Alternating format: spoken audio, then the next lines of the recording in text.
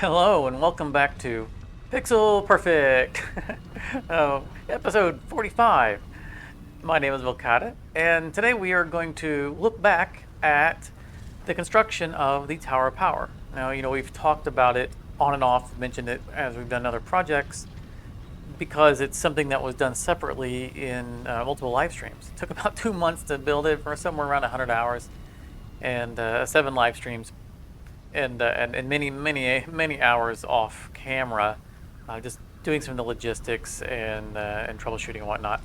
And it was a true mega project, and we needed to do it because we needed the power, but it was also a cool thing to be able to do parallel to production chains that we were working on during the normal episodes. But that has been completed. It was completed, I don't know, 2 or 3 weeks ago, and it's time to finally bring it to the actual regular episodes and talk about it and do a little bit of walkthrough and a review of, how did it come about, what was the math behind it, and what was the thinking that led us to the final product. So that's what we're going to do today. I'm going to head down to the job site. This is actually on a old save. We've done a lot since this save, but we're back on version 6, update 6, because update 7's already come out. And I wanted to be able to have the daytime mod on so that it wouldn't be nighttime while we're recording. So we are on beta branch right now. We're not going to do any building. We're just going to go through some of the saves that were saved during the process to look at the progress and how it came together. And finally, we'll tour the final product. So let's get down there and let's get started.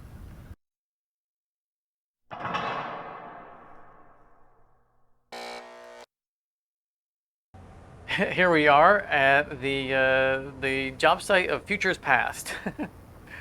And as you can see, this is a very early stage of what would eventually become the Tower of Power. And this isn't obviously right where we began, because there's some of this has been done, but we're just jumping ahead a little bit.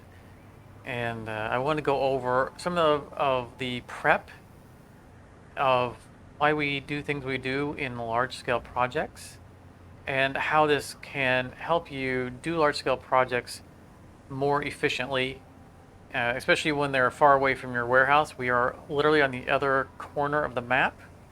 So what you want to do, especially, in this case, you want to obviously have a rail network already set up, but it really helps out to have a personal train. It's something I've talked about a lot throughout our series, the benefits of having a personal train, and having a couple of cars on it that are dedicated purely to the projects that you might be working on. Now, a lot of times those are going to be empty, and honestly, graphically, this shouldn't even be here because there's nothing in the freight car. I'm not sure why it's showing something. So let's put something in there, and then take it out, see if it disappears. There we go. So this should be showing empty. But what we will do is, when we're doing a project, is we will, back at the warehouse, we'll figure out all the stuff that we're going to need for all the machines and whatnot. And we do that through the build menu by selecting how many of the stuff that we're going to need and so forth. Say assemblers. This is not related to this project, but it gives you the idea. And once you have this list over here, just need to put some containers near your freight platforms at the origin site, fill them up, connect them to the freight platforms, and then you can have your train bouncing back and forth until it brings all the material to the job site. And that way you can start doing things like we did here, which was to set up, just the basic platforms and designs for the layout while all the materials are coming to the job site. And then you can just set up some kind of output, as we did here. Looks like we got backed up a little bit, and then run them down so that you don't have to go too far. And it's also very nice to set up a row of smart splitters so that you can sort out all the materials, and you can have signs that tells you what is in each of the storages. And if you have more material coming down than a storage can hold, just chain them like this and just let it go. And this will all take care of itself while you are setting up the basic foundations for the job site, and maybe getting some initial machines out. So this is a very good practice for getting prepared for a major project. And speaking of getting prepared for a major project, we're going to real quick take a look at a little bit of the spreadsheet that I put together for this project. This will help you also plan out ahead of time what it is that you're going to do and how much you're going to need of everything. So first, actually, before we look at the spreadsheet, first we have to determine what is going to be the thing. There's going to be something, right? The thing that is going to set your target. Sometimes people say, I want to produce X amount. Typically, I say, I'm going to produce as much as I can. How much can I produce based on the available resources? So in this scenario, we're going for power, right? We're going purely for electricity. So our limiting factor is going to be how much raw resource. And then, of course, this case is going to be crude oil. So we picked an area that had crude oil. This was kind of nice and out of the way because we don't expect to be sending product somewhere, and it's easy to transport power instead of, solid products. So we went to the far corner, and there are a bunch of crude oil wells down here, and that's how we chose this site. So let's take a look at the spreadsheet real quick. All right, here we are with the spreadsheet. Don't mind all this other stuff. I created a special tab for the power in the south, what I was calling it at the time. And there's a lot of stuff here. The spreadsheet evolves while you're going through a project, but we just want to go over real quick the basics. So first, we, of course, cataloged what were all the oil wells that were nearby and how much crude oil we could get out of them by overclocking all of them. And that starts all the math because we can't go beyond this. We can't overclock them any further. And that resulted in 2,550 crude oil. So with that in hand, we needed to figure out what our production chain was going to be. And I had decided that we were going to go with a diluted fuel process. That diluted fuel process requires converting crude to heavy oil and then heavy oil into fuel. With that in mind, we wanted to look at what was our best way with all of our recipes that we could create heavy oil. And going through all the recipes, it was crude oil to heavy oil and then some kind of byproduct. In this case, we don't care about the byproduct because we're not producing anything. The heavy oil resin recipe is our best candidate because we are getting more heavy oil out of it than we are consuming of crude. So next what we needed to do was to make a layout of all the recipes, how they relate to each other, and allow them to just trickle down the math on their own. So once we had decided that this was going to be the recipe we were going to use for producing our heavy oil, we brought in that recipe here. We're consuming 30 crude oil, which is producing 40 heavy oil and 20 resin. And then we just tie that to a refinery count. In this case, we just did it through some math. And this is dividing the input with our total available crude, which gave us 3,400 heavy oil per minute. And as you can see, that is exactly the amount of crude that we had available to us. Resin, we don't care about. We're just going to chuck that into an awesome sink because we don't want to bother exporting product from this location. Though in the future, if we ever needed it, we could always come back and tap it. So now that we know how much heavy oil we have, we need to look at how we're going to convert that heavy oil. Now, there are 2 diluted fuel recipes in the game. So let's take a look at those real quick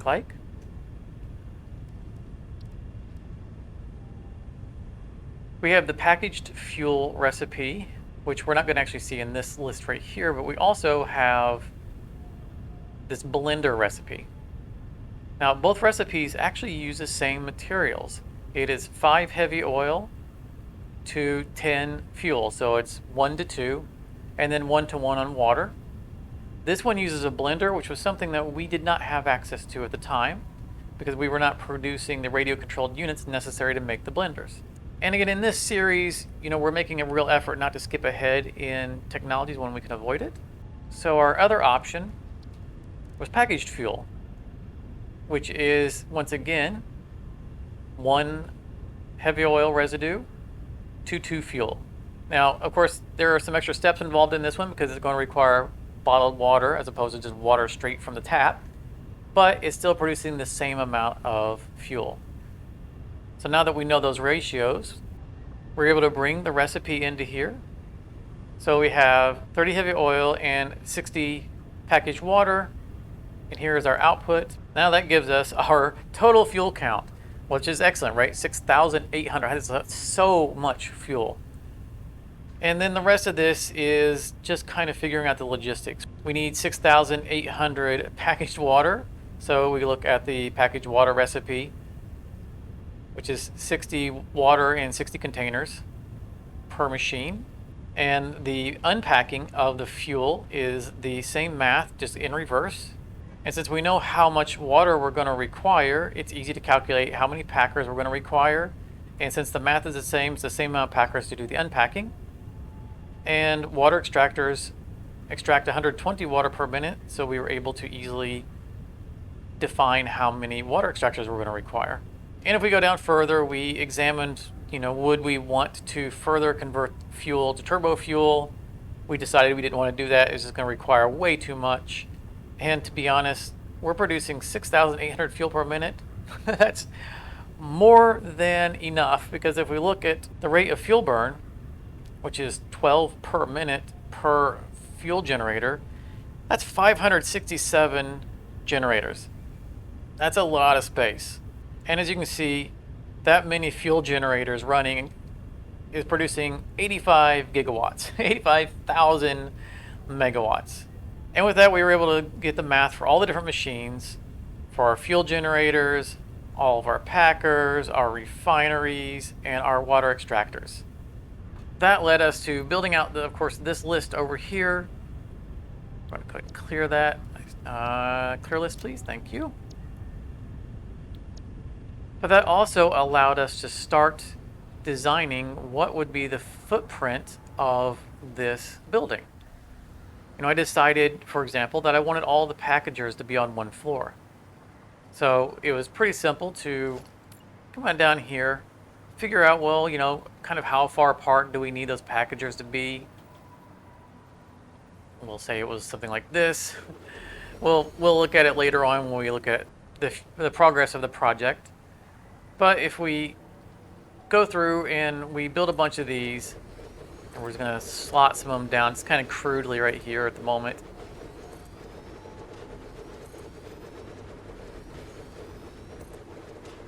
And we figure out how many that we can fit kind of in a nice orderly fashion. And then once we have, a good dimension like that, we just want to do the same, going the full length. And we played with that a little bit so that we could kind of come up with what would be a good grid that, by the math, would work out pretty well for us. With that in mind, we also came up here and decided, how many would be a reasonable set of rows to do for refineries. And, 4 seemed like a pretty good width, because remember, we're going to have conveyors coming in and out, pipes going in and out. And that was just the process that we did for a few floors. We then also needed to figure out how many fuel generators we could fit roughly in the same width. And we don't have enough material on us at the moment to place them out, but this gives you the idea. And so what we're going to do is we're going to jump to another save where we started doing some progress. But once we had a general width and length of a given floor, that allowed us to figure out how many generators we could fit on a given floor, for example, which helped us decide how many floors of generators it would take. And as you can see, we ended up doing some math and it went up pretty high. So let's jump to a next save and look at some of the progress. All right, here we are at the end of the next save, next live stream. So over the next live stream, we got a lot of progress done, and we'll go up there in a moment and examine it. But I wanted to also touch base on one more very important aspect to doing a project this size, especially when you're talking about like all of this flooring and all the walling that is going to be required.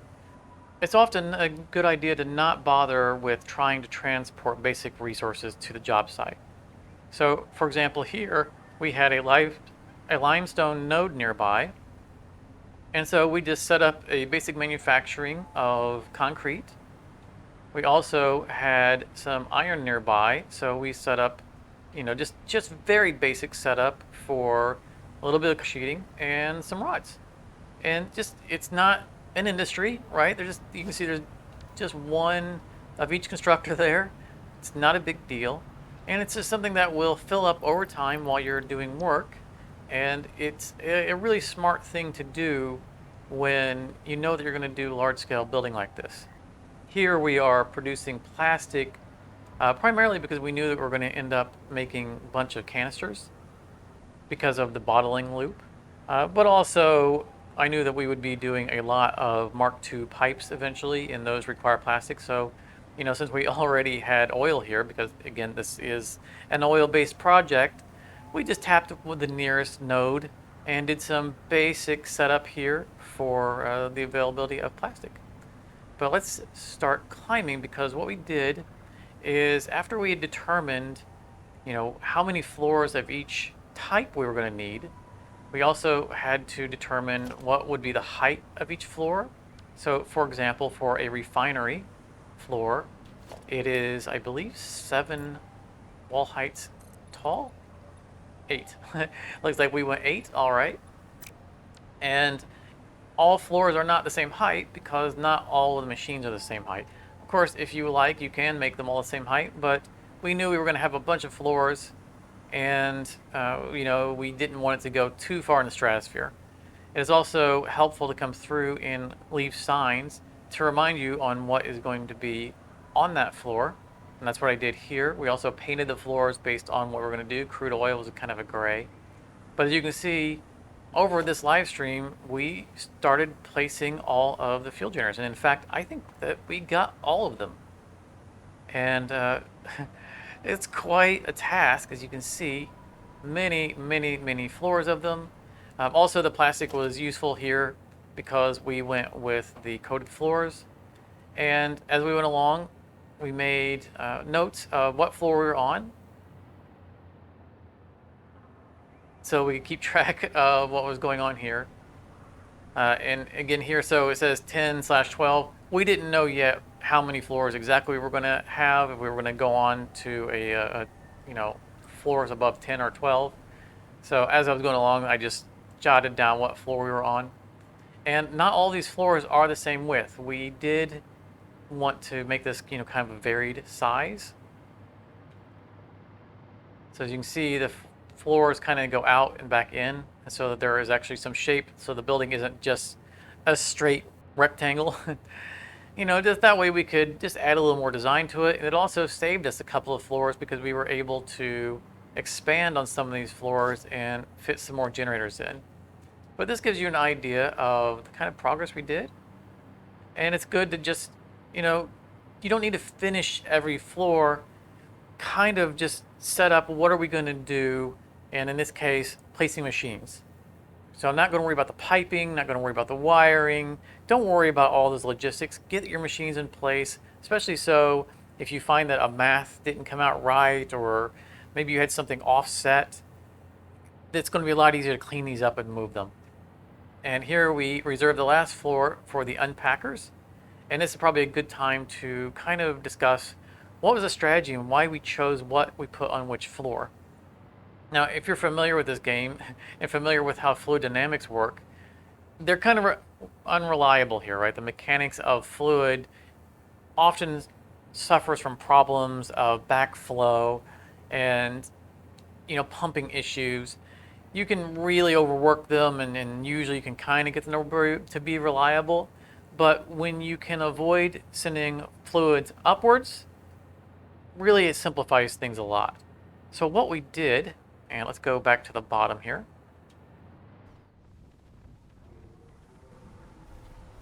is we structured our floors to take advantage of gravity whenever possible. So of course, water needed to be on the bottom, so there will be water extractors under the building. Since we can't avoid sending water up, we put our packers immediately on the next floor. Once the water is packed, they're in bottles, and the bottles can go up lifts. We don't have to worry about any of the pumping dynamics necessary for moving fluids upwards because they're solids now. With that in mind, we don't care how far up we have to send the water. Now, of course, the water will only need to go up a couple of floors because it will be part of the packing process of going into refineries with heavy oil and being turned into packaged fuel. So that was the next couple of floors, but we went ahead and skipped our production up to a couple more floors above that, where we're going to do our crude oil to heavy oil. What we'll have to do is pump crude oil all the way up to here, and this is the farthest that we're going to have to send any kind of fluids.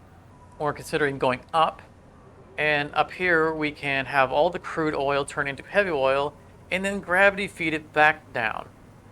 And that way we don't have to worry about the pumping of the heavy oil upwards. If we had done these in reverse, we would have had to send the crude oil up to turn it into heavy oil, and then we would have had to send the heavy oil up. This way we're just sending the crude oil up. It's one less thing that we have to worry about. Once the heavy oil then gravity feeds back down, it can mix with the bottled water, get turned into packaged fuel, which is now bottled, and then get sent all the way up to the top to be unpackaged.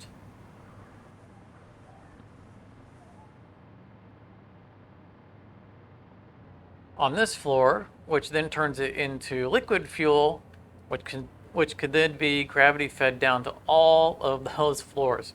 Now, of course, there's a lot of fuel, which means a lot of piping because we can only max them out at 600 fuel per pipe. But with it all being gravity fed, you don't have to worry at all about any of the fluid dynamics working against you. And when we're considering the amount of fluid that we're moving around, anywhere that we can eliminate potential problems works in our favor. So let's jump forward and look at some more progress. Now we have all of our refineries. You can see we have a little bit of breathing room around these, the refineries. With the math, it was easier to kind of split them into even amounts rather than to fill up one floor and then have a few left over on the next floor. But these are our crude to heavy oil conversions. Here we have our heavy oil to packaged fuel. You can see it's quite a few more. And we have our water extractors. And what we did is we managed to center it in between the building here. And we are grounded on the floor. That's all right. We can jump around a little bit. And we managed to get everything all nice and lined up, all under the building. It's a little bit sticking out on the sides, but that's all right. Oh no, not the dirty water. Doris, get me out. Get me out.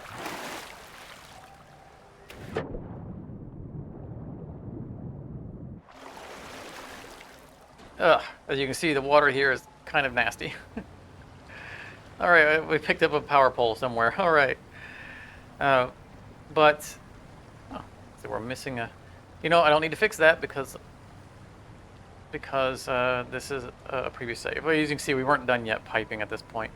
This was just a matter of mapping it out and figuring out how we needed to group all of these so that they could be, symmetrical and supply enough water for both sides. And you can see it lined up pretty nicely.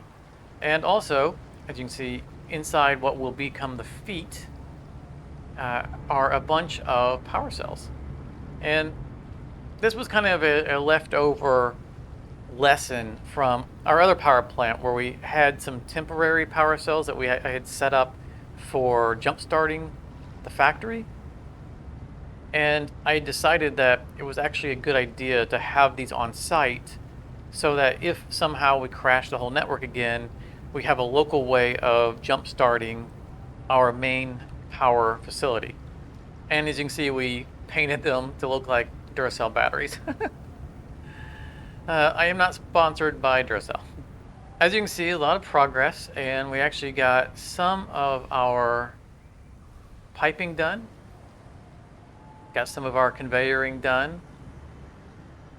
And the project coming along pretty well. Actually got a lot of the piping and conveyoring done.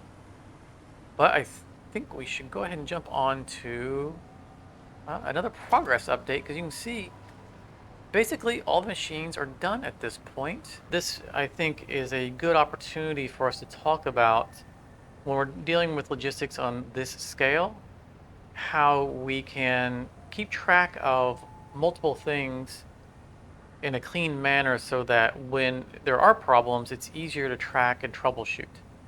And I think what we're going to do is we're going to go through the life cycle of just one pass of canisters here and look at how they go and show you how I track where a canister is going. So of course we have water coming up from under the building and starting off at the packagers. And what I've done is I've left signs for how many machines that are processing on a given loop. Now also you might see some frame loss when I'm moving around. We have a lot of the work is done at this point, so there is a substantial amount of things here, and we are seeing some frame dropping in some instances. And I apologize. It is what it is. Game's not optimized yet, and these are problems that come from having too many objects in one location. It's another reason to decentralize your builds when you're working on a big map. But anyway, let's just take this one right here on its own. I have little check marks that I've left myself as a reminder that I've followed that line and made sure it goes where it's supposed to. And here we would have, this would be the input. So this would be, nope, this side would be the input. It's kind of hard to tell with the Mark V belts what direction they're going. This would be our empty canisters coming in from the behind, and of course the water comes in from behind. And then bottles will come out, and they will go up to the floor. And this one might not, we're not going to chase that one all the way down. But you can see they come up from the floor and they go into all the machines, and we make sure they are all grouped the same. So the bottles going in are grouped with the bottles coming out. Just makes it easier to keep track of the math. But it's good when you're doing, again, on this scale, put yourself signs. Put signs around to remind yourself, what's this belt carrying? Well, this belt is carrying 9 machines worth of packaged fuel. And if you wanted to, you can put the math on there, right? There were 60 per machine, so 540 per minute packaged fuel should be on this belt. This is going to go up, and in most cases here we didn't have to go over. We had to a little bit in a couple of cases because these back rows are special case back rows. The math doesn't work out to an exact number of machines. There's a fraction of machines, and so the back row is the fractional, and it was easier to segregate that from the rest of the plant. But all of these are coming up, and I've left myself notes on the outside that these are 9 machines going up. Because if you look at a conveyor from the outside, a lift conveyor, you can't tell which direction it's going. And we have some that are going down because they're bringing the empty canisters back down, and some that are going up, which are taking the newly filled fuel bottles up. And what we've done is we've run them up the sides, but we didn't go all the way up from the sides because, remember, the sides of the building aren't a straight line. We had areas where it bulges out for larger floors for the fuel burners, and so that just aesthetically it would look, less like just a normal building. So what we've done is we brought them all up on the sides, and we've done so on the other side. And as you can see, it's a lot of conveyors, a lot of logistics to keep track of.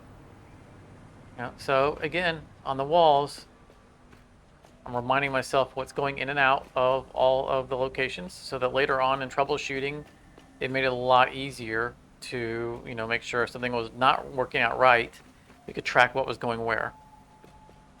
I have no idea why there's one sign here. But it all translates to the back and comes all nice and organized and all the way up. Look at that. There is so much material that will pass through all of these. And this is the back of the building, so you can see that goes out to off the map and goes all the way up to the top for unpacking so that all the empty canisters can come back down. And once on the top, you can see there were some real challenges with trying to get the belts so they don't overlap. There's no clipping on the belts. Sometimes you gotta be creative with it. I know I tore this down and rebuilt it several times, trying to figure out how I can get machines from the end to come down and not run into other machines and still go out in a way that would make some sense. We also needed to lift up some of the conveyors so that we could get the pipes out. We didn't want the pipes to go over the conveyors, any higher, because then we're dealing with head lift. So we cut between them just to minimize how far up we were going from the machines. The machines have a default 10-meter head lift, and you go any higher than this and you're risking them not pumping up high enough. And yeah, the piping was another big time challenge. But we brought them all to the front of the building, and this was always part of the design. We're going to go out so we can float down.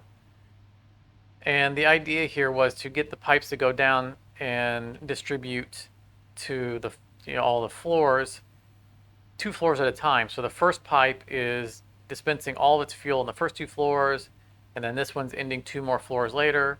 And as you can see, they kind of taper off on both sides. And that was designed all along, and all the way down at the bottom, you can see the piping coming up for the crude. And I wanted all that to be on the front of the building so that they would be visible from the rail. And as you can see over there, that is the beginning of the Illuminati. If you didn't see last episode, there was the completion of that project. That was a 4-part project as well. But as you can see, it's coming along pretty well here. So let's jump to the last of the live stream saves. At this point, we have turned on the factory, though there was still a fair amount of troubleshooting left to do. But there was something significant I wanted to go over. Also, by the way, I can't stop the rain. And this is terrible because we're already laggy. As you can see, everything is wired up. But there is a scheme that is important with the way we have done our power logistics for this power facility, and this is something that I highly recommend doing anytime you make a power facility. And over here is the key to it. Take a landing here. In case of emergency, break glass. So inside this little room, we have 2 switches. We have a factory disconnect switch and we have a battery shutoff switch.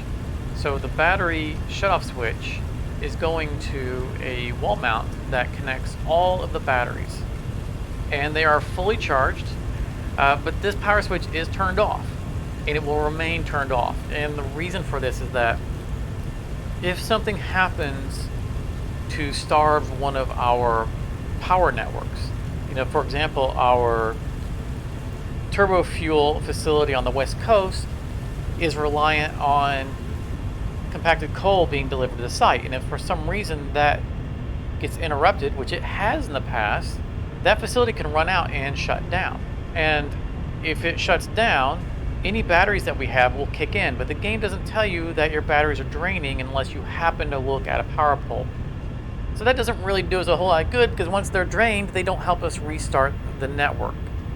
So for that reason, we have all of the batteries on this network isolated. So we have 10 gigawatts, 10 gigawatt hours worth of batteries that are isolated on this side. In this way, if everything else fails, we know that we can have access to this stored power. Also important is that the factory connects to the rest of the world through only one wire, and that's what this is.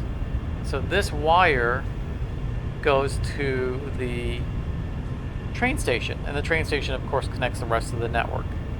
This will allow us to come here. If everything gets shut down, we can come here, we can flip the switch, which takes our massive power plant off from the rest of the world, and then we can jumpstart it by turning this on, and this will allow this power plant to start up on its own, and that will power, of course, the oil wells and all the refineries that need to process and convert everything, and the water pumps and everything else, until this can go back to being stable, and this would be an 85 gigawatt jumpstart then to the rest of the world. And here we are at modern day. Actually, here we are at the Illuminati. And again, if you didn't see last episode, you should check it out, because this is an awesome facility. I'm really proud of it. But this is about the Tower of Power. And as you can see, I got everything done here. You know, we have the feet around the edges, and we are seeing some lag here. Yep, the rain started up. I knew it. That's the mod. The daytime mod is locked to rain. Oh, how terrible. All right. Anyway, we have the feet in place, and you know, I wanted to break up the front. You know, there's a lot of water going on, so it's a very fluid, heavy thing. So I kind of did a little waterfall, little design there with the gradients. And the exterior, we went with concrete, and I felt like it just, you know, stepping away from it, it looks better with this kind of gradient look. And as far as the rest of it goes, the red outline and the black, it was always a thing with the pipes that were going to be the focus.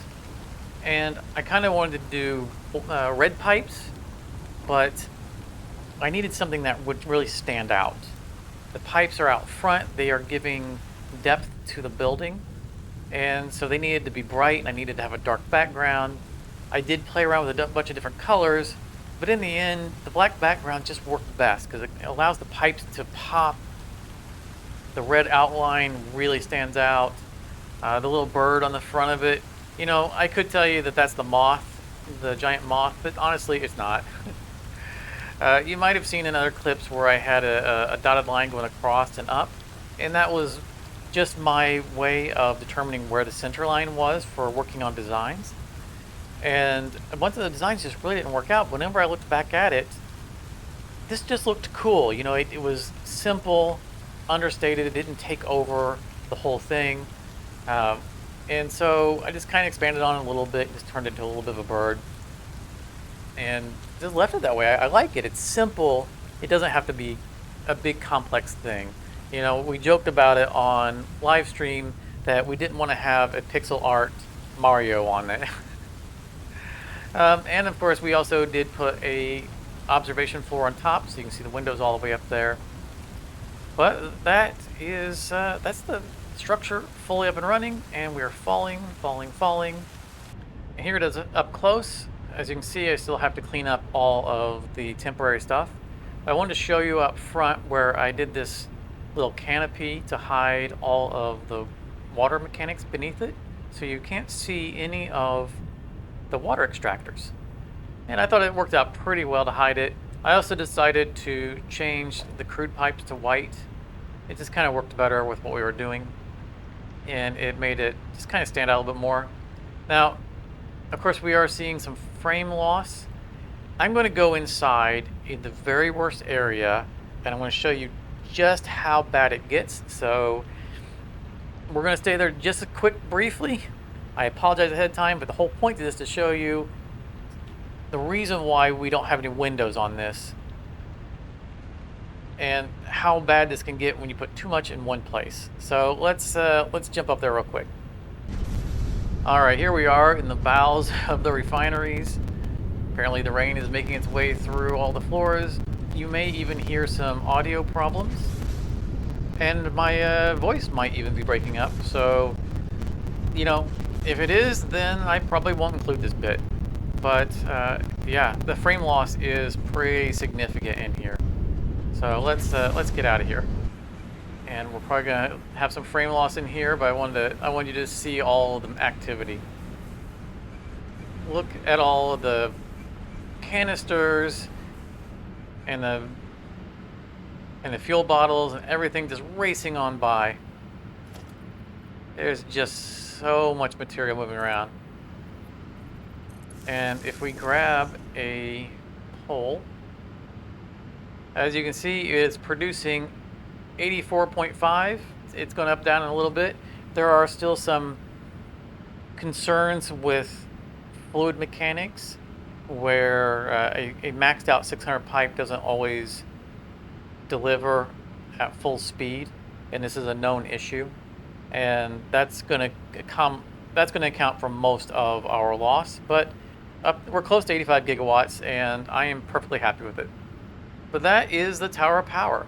So let's get back home and away from this laggy mess. And that's going to wrap it for the Tower of Power. I hope you enjoyed this little walkthrough on that project. We're really oversimplifying what it took to build that, because again, it took roughly 100 hours in order to put the whole thing together. 70 or so of those hours were done on live stream. But if you want to see any of that building actually going up, the 70 hours worth of live streams are all available on this channel. There were definitely elements of that build that were influenced by comments and questions and suggestions by those of you who were able to come and hang out with us during the live streams, and it was really appreciated. Of course, in the future, a project like this isn't going to take nearly as long, thanks to the new Update 7 that recently came out and added the blueprint device. Much of what we did there would have taken much, much less time if we did it in Update 7. So, you know, if you want to see it done the hard way one last time, feel free to check out those live streams. But thank you very much for coming out. I hope that that was informative and entertaining. And if you have any questions about it, be sure to hit the comment section or just comments about it in general. Let me know what you think about the Tower of Power, anything you might have done differently, or if you have any questions about why we made certain decisions.